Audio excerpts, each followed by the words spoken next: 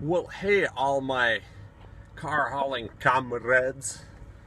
Just kidding. I'm not a car hauler today. I'm hauling reefer loads.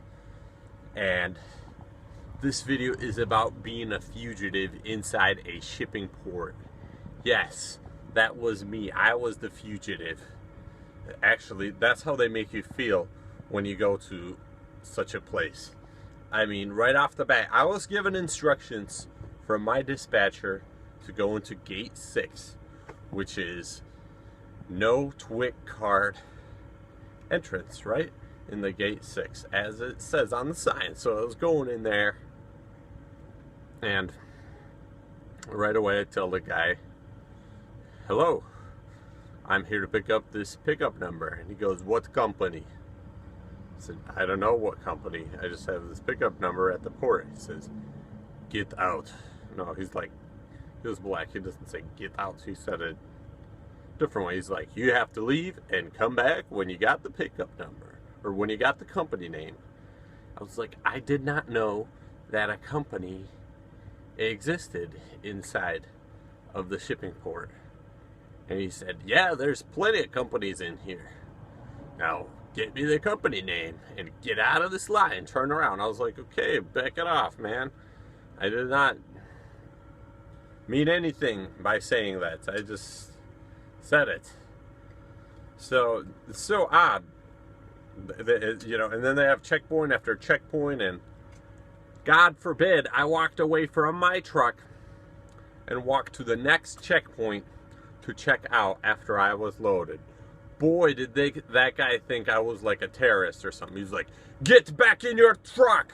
I was like, I was instructed by the other guy to check out at this office. He's like, get back in your truck. I was like, well, what do I do when I get back in the truck? He's like, that's all I need to tell you. Get back in your truck. I was like, dude, relax, man. I'm one of you. You know, he seemed like he worked for the witch at the Wizard of Oz or something. Even though he didn't look like a monkey, but he seemed like, or was married to one or something. I don't even know what his problem was. So I had to go back to the truck and just sit there and think, gee, how am I going to get out of this place? You know, if I drive toward the exit, they say you got to get your paperwork turned in at the checkout office. And if I go there, you know, turned out there's like another way all the way around back to a different lot, which happens to be across a fence that's right next to me. And when I park the truck over there, I can get out of the truck and walk to the checkout office. Well, why don't you say so, Mr. Guard? You know, the one guy that helped me out, he's like, yeah, don't mind everyone here.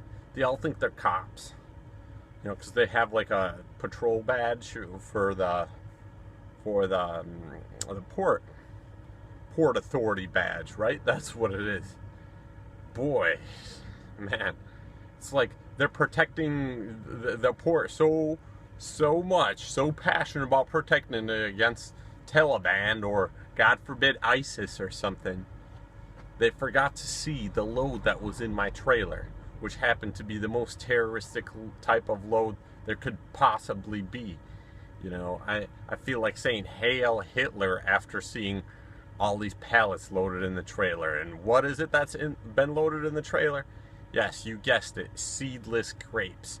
Yes, genetically modified seedless grapes. Now, why are those so dangerous? Well, think about it. Seedless, they're suicide grapes. These grapes do not produce an offspring. Do you get it? Like you know, you can't take a seed out of the grape and plant it in the ground and grow some more grapes. Because it doesn't have any seed. It's genetically made in a lab.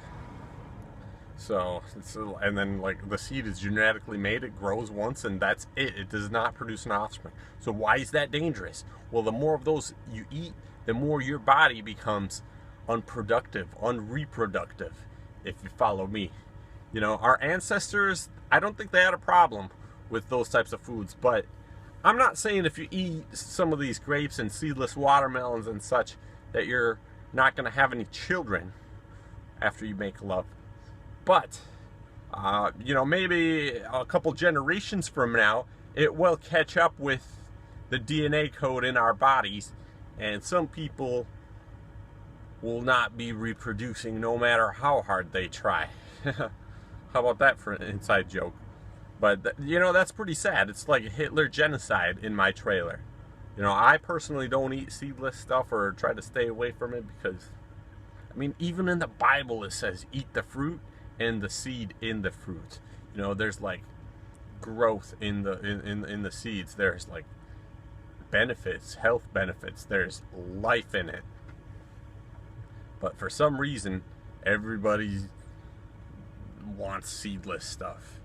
Another thing, the truck loading next to mine, it was loading up boxes of cherries, and on the boxes it says San Francisco cherries. I was like, wait a minute, I'm in a United States port, which means things get imported to the United States through this location, through this area, through this port. How could they be imported from San Francisco when San Francisco is in the United States? And the comrade there, he goes, actually these come from Chile with the label San Francisco. And I was like, ha! I knew it. I knew they weren't from United States.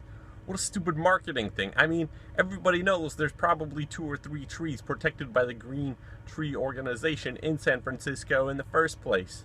You know, cherry trees, just a couple of them. They don't have gardens and you know, fields of cherry trees. They don't in San Fran. It's more like fields of houses on top of each other. So I thought that was pretty interesting. So now I'm waiting for the second pickup, which is going to be clementines or something. Boy, my hair is itchy from this hat. I don't feel like showing you my hat hair. I got quite a bit of it today. I've been wearing this hat all day. So anyways, I made it out of the Port Authority safely. You know, they really think you're a fugitive when you're in there. And you're like, dude, where do I go next? What do I do? He's like, you should have known. Go there. You know, I was like, dude, okay, I don't think I want to be hauling this load of seedless grapes anyways. You know, could you just tell me to leave? Because this is so weird. So, yeah, why am I doing this? Why am I hauling this refrigerated trash? Just to make some extra cash and buy some more shares in my own car hauling company and to get back to car hauling. Because it needed some cash flow and some more investment capital. So hopefully I'll be uploading more car hauling videos for you instead of committing the sin against humanity and God and everybody else in the universe, hauling the seedless fruit. So click on the links in the description below for my Facebook. Let's be friends as we continue our American dreams and dialogues on the internet. Keep the bugs off your glass and the bears off your tail. Remember, don't drive like my brother.